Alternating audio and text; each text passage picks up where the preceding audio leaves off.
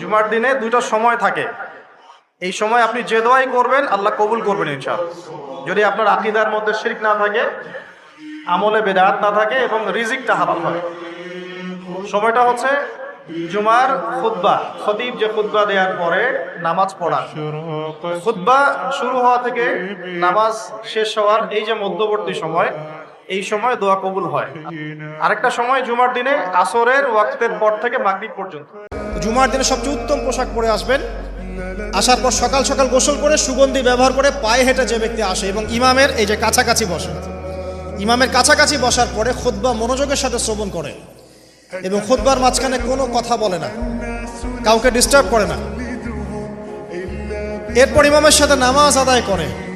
এই ব্যক্তির আমল নামায় যে নেকি লেখা হবে, নবীজি বলছেন সে যে প্রত্যেক পদক্ষেপ ফেলে এখানে এসেছে তার বিনিময়, একটা পদক্ষেপের বিনিময়ে 1 বছরের নফল রোজা আর 1 বছরের নফল তাহাজ্জুদের নেকি তার আমল নামায় লিখে দেওয়া হবে ইনশাআল্লাহ। জুমার দিনে আসরের ওয়াক্তের পর থেকে মাগরিব পর্যন্ত, আসরের ওয়াক্তের পর থেকে মাগরিব পর্যন্ত এই সময়টুকুর মধ্যে দোয়া কবুল হয়।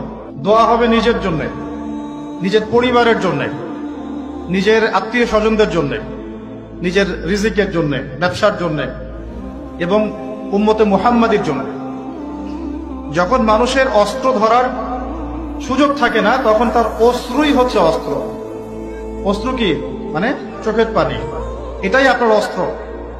ইমাম শাফিঈ রাহিমাহুল্লাহ বলতেন যে তাহাজ্জুদের ওয়াক্ত মানে যখন শেষ রাত চলে আসে, তাহাজ্জুদের ওয়াক্তে যে দোয়াগুলো করা হয় এগুলো এমন এমন তীর বা এমন অস্ত্র যেটা কখনো ব্যর্থ হয় না।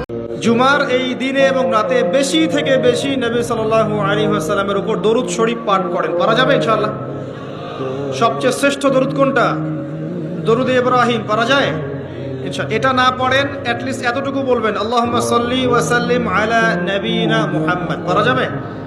আমার সাথে বলেন, আল্লাহুম্মা সাল্লি ওয়া সাল্লিম আলা নবিয়িনা মুহাম্মদ।